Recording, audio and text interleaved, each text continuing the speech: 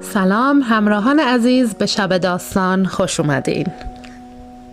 ممنون میشم منو سابسکرایب کنید و این ویدیو رو لایک کنید.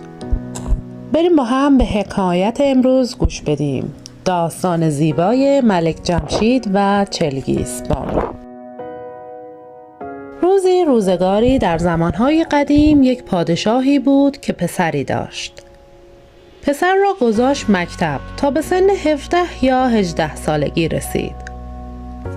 بعد پسر گفت من درسی را که میخواستم یاد بگیرم گرفتم. پادشاه چند نفری را با او رد کرد، رفتند به شکار. در حین شکار آهویی به نظرشان آمد. جمع شدند، گفتند آهو از سر هر کس پرید باید شکارش کنند. از قضا آهو دو پا را جفت کرد، خیز برداشت و از سر پسر پادشاه پرید و به تاخت دور شد. پسر پادشاه همراهانش را بازگرداند و خودش دنبال آهو رو در پهدشت بیابان شروع کرد به اسب تاختن. رفت تا دم غروب رسید به جای، دید سیاه چادری زده شده و آهو رفت زیر سیاه چادر. شاهزاده از اسب پیاده شد و رفت به زیر سیاه چادر. دید بله، یک دادای نکره زیر چادر نشسته و قلیان می کشد. عجوزه پیر زال. شاهزاده سلام کرد. دادا گفت بفرما. شاهزاده گفت من به دنبال آهو هستم که آمد زیر چادر. یک روز تمام با اسب به دنبال او تاختم. دادا گفت حالا بنشین، خستگی در کن، چای بنوش، قلیان بکش، بعد شکارت را به تو میدهم. پسر هم نشست و خستگی در کرد. داشت قلیان میکشید که دید یک دختر از پشت چادر آمد که از خوشگلی مثل حوری و پری بود. پسر هوش از سرش رفت و یک دل نه صد دل گرفتار و عاشق دختر شد. دادا گفت این هم آهویی که دنبالش میگشتی. پسر یک مدتی آنجا ماند و گفت من پسر فلان پادشاهم و اسمم ملک جمشید است. این دختر را میخواهم. دادا هم یک خرجی به او برید و گفت برو این را بیاور و این دختر مال تو. پسر پادشاه برگشت به قصر و حکایت خودش را به پادشاه گفت. اما پادشاه زیر بار نرفت و گفت تو کجا و دختر بیابانگرد چادرنشین کجا؟ نه چنین چیزی نمی شود. ملک جمشید هم قهر کرد و 4-5 روزی روی یک شانه دراز به دراز افتاد توی جل و جا. شاه رفت، ملکه رفت، وزیر رفت، حکیم باشی رفت، هر که رفت ملک جمشید بلند نشد که نشد. آخرش شاه از روی ناچاری قبول کرد و تهیه سفر دیدند و رفتند به سمت سیاه چادر. وقتی رفتند دیدند جا تر است و بچه نیست و رفتند. پسر قدری اینور و آنور گشت، دید نامه‌ای نوشته بین 2 سنگ نهاده که ای پسر این مادر من ریحان جادوست. اگر میخواهی دنبالم بیا تا شهر چین و ماچین. پسر نامه را که دید به همراهانش گفت شما بروید که من میخواهم بروم چین و ماچین. آنان هر چه کردند که از سفر چین و ماچین منصرفش کنند نشد که نشد. عاقبت همراهان برگشتند و ملک جمشید سوار بر اسب شد، تاخت و تاخت تا پس از یک شبانه روز رسید به یک قلاچه. نگاهی کرد و دید وسط قلاچه سیاه چادری زدند و جوانی زیر آن نشسته است. رفت و سلام کرد و گفت مهمانم. جوان گفت بفرما، قدم به روی چشم. نشستند. آن جوان آنطور که باید و شاید مهمانداری کرد و خوابیدند. صبح که شد جوان رو کرد به ملک جمشید و گفت ای پسر، آیا من شرط مهماندار را تمام و کمال به جا آوردم یا نه؟ ملک جمشید گفت بله، دستت درد نکند، خدا خیرت بدهد. جوان گفت خب حالا من یک شرطی دارم. ملک جمشید گفت شرطت چیست؟ گفت باید با هم کشتی بگیریم.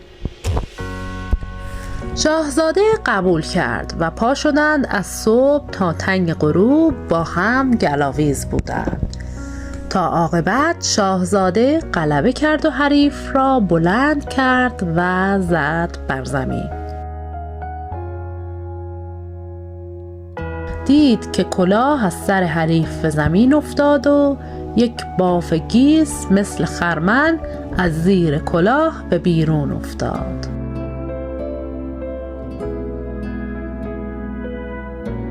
پسر دست بر دست زد گفت پدرم از گور درآید، مرا بگو میخواهم بروم به شهر چین و ماچین زن بیاورم.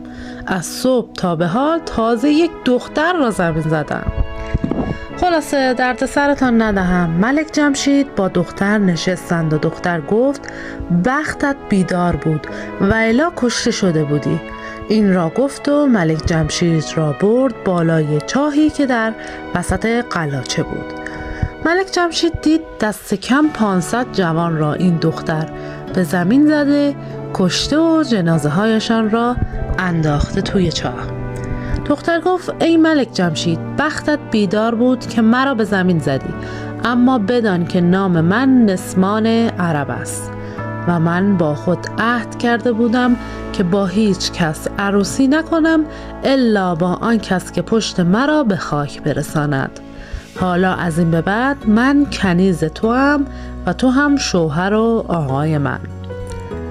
ملک جمشید گفت باشد، اما بدان که من یک نامزدی هم دارم که دختر ریحان جادوست و باید بروم دنبالش تا شهر چین و ماچین. نسمان عرب گفت مانعی ندارد، من هم می آیم. خلاصه فردای آن روز بلند شدند، بار و بندیلشان را بستند و رفتند تا رسیدند به یک قلاچه. چون اسب‌ها خسته بودند سرشان را بستند توی چراگاه و خودشان هم سر بر زمین نهادند تا چرتی بزنند. یک کمی که گذشت نسمان عرب سر بلند کرد، دید چند نفر از قلعه در آمدند و مجمعی پر از طعام و کلوچه آوردند و گفتند خانوم این قلعه چلگیس بانوست و 7 برادر نردیف دارد. چلگیس بانو این غذاها را داده گفته بخورید و تا برادرانم برنگشتند بروید و الا شما را میکشند.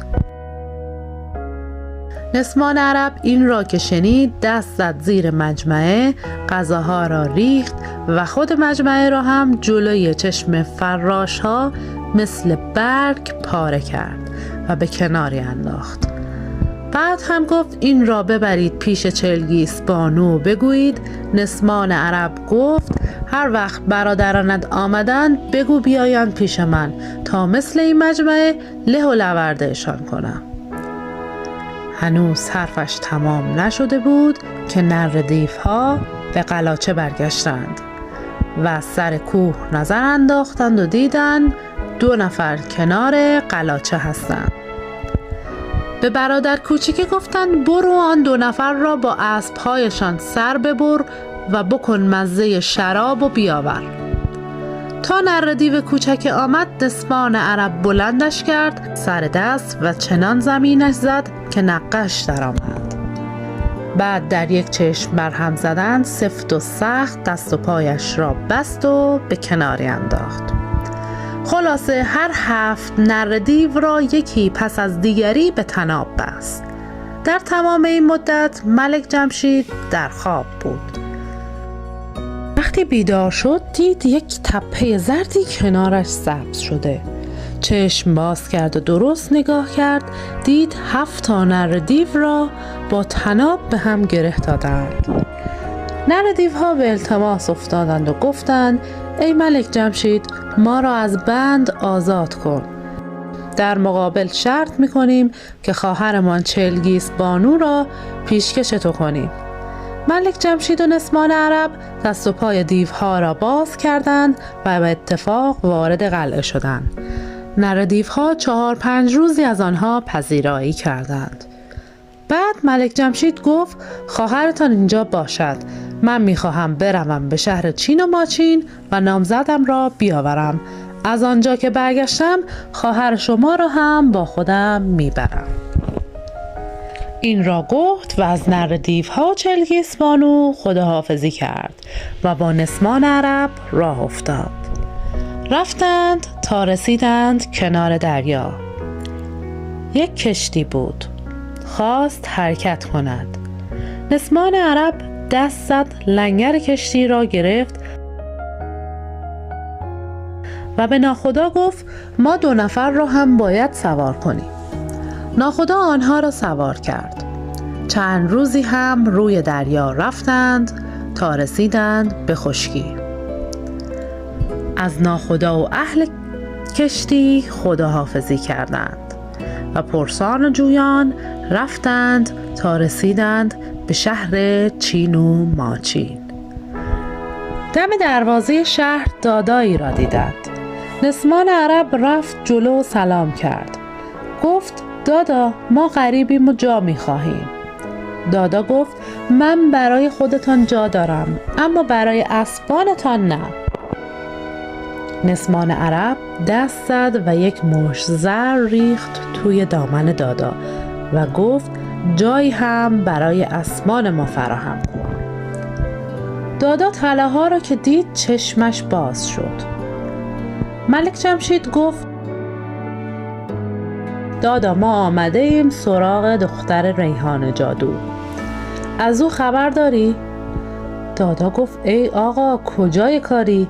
امروز و فردا دختر ریحان جادو را برای پسر پادشاه چین و ماچین نکاح می کنند.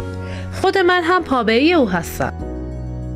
ملک جمشید گفت ای دادا، اگر کمک کنی که دختر را بدزدیم از مال دنیا به نیازت می کنم.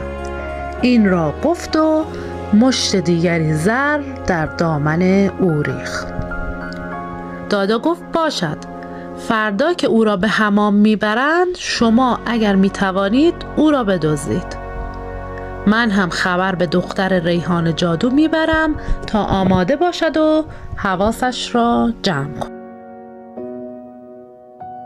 خلاصه فردا صبح وقتی خواستند عروس را به حمام ببرند، رفتند و دختر را از چنگ همراهانش درآوردند. نسمان عرب به ملک جمشید گفت تو دختر را به در ببر، جنگ شهر با من.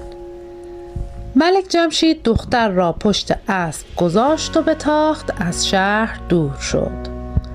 نسمان عرب هم توی شهر افتاد و لشکر چین و ماچین را مثل علف درو کرد و به زمین ریخت و به پشت اسب پرید و به ملک جمشید رسید.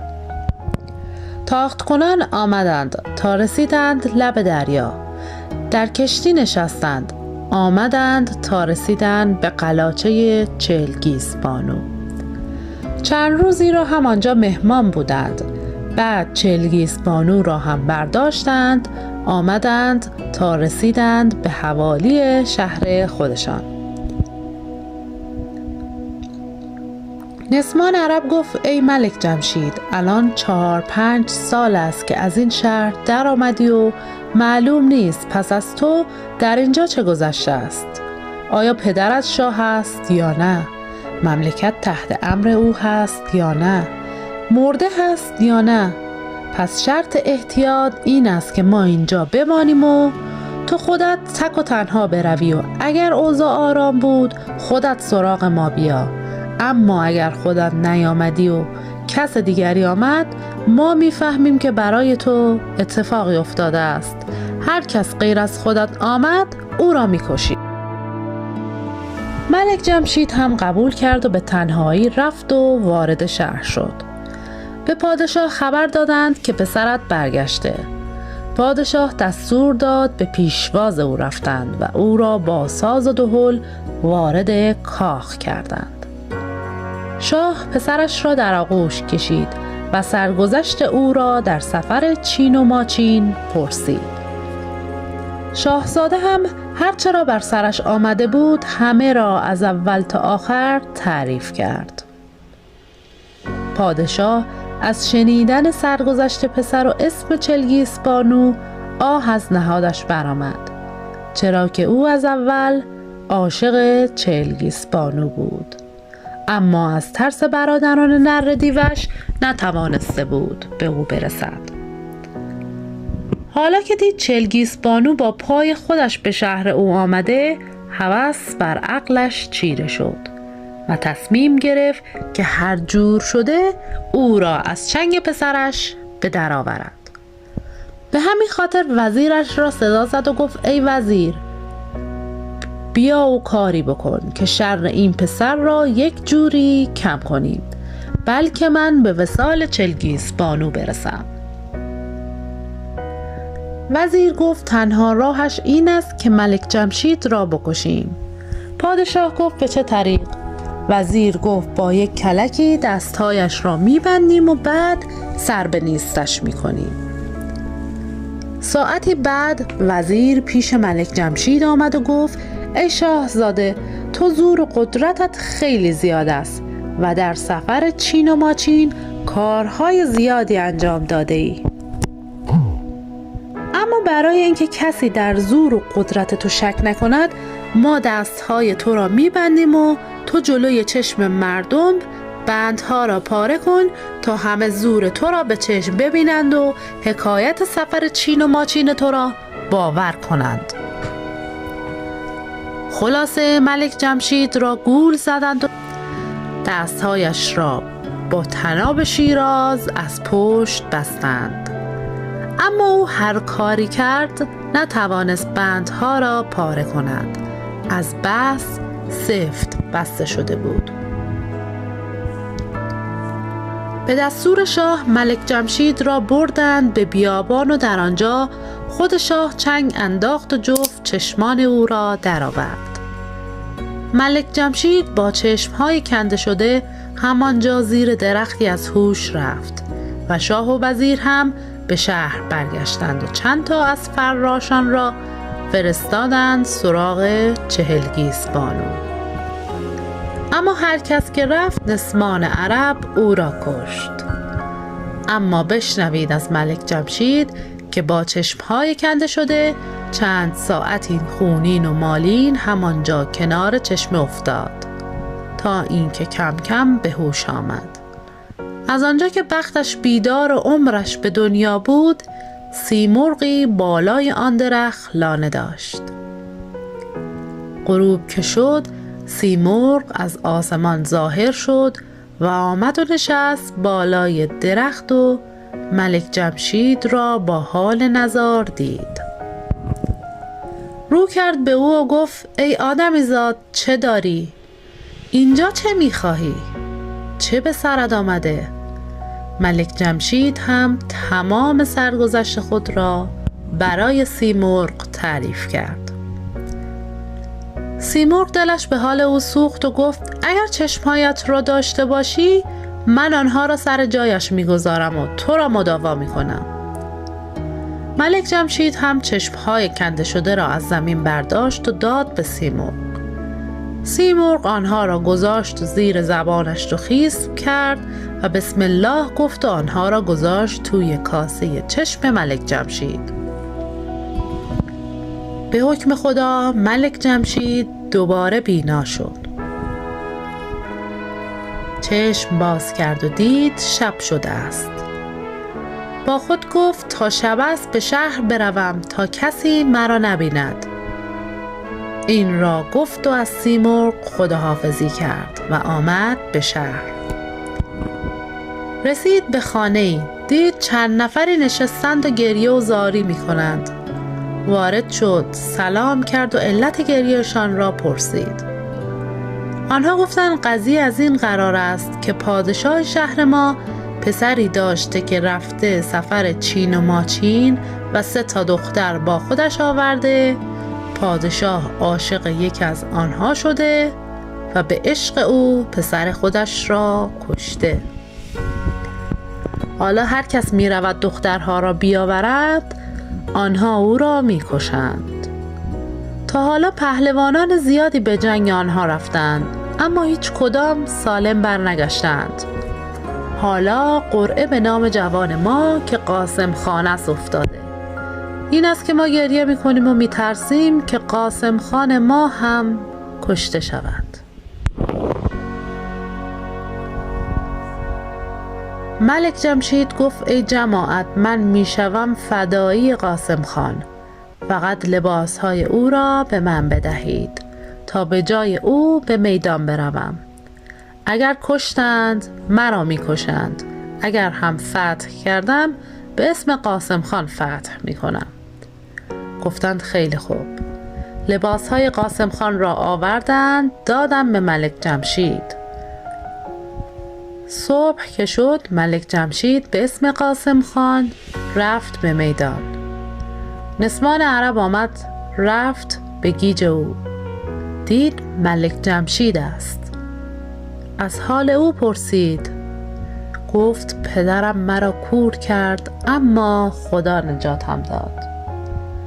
نسمان عرب گفت حالا بگو به پادشاه خبر بدهند که الان است که قاسم خان نسمان عرب را به زمین بزند. تا پادشاه آمد کلکش را میکنیم. خلاصه خبر به پادشاه بردند و او آمد و سر تخت نشست به تماشا. نسمان عرب هم شمشیر کشید و سر پادشاه را پراند. مردم از آنجا کنده شدند. نسمان عرب داد کشید ای جماعت، هیچ نترسید و داد و بیداد نکنید. این پسر را که میبینید پسر پادشاه شما ملک جمشید است. خودتان هم قصه‌اش را شنیده اید و میدانید که پدرش به عشق چلگیس بانو چه نامردی در حق او کرد. حالا خدا به او کمک کرد و تقاص او را گرفته است. حالا هم پادشاه شما اوست. مردم که حرفهای نسمان عرب را شنیدند آرام گرفتند. ملک جمشید با 3 دختر به شهر آمد و به پادشاهی رسید. خیلی ممنون از همراهیتون. ممنون میشم منو سابسکرایب کنید و این ویدیو رو لایک کنید. شبتون بخیر.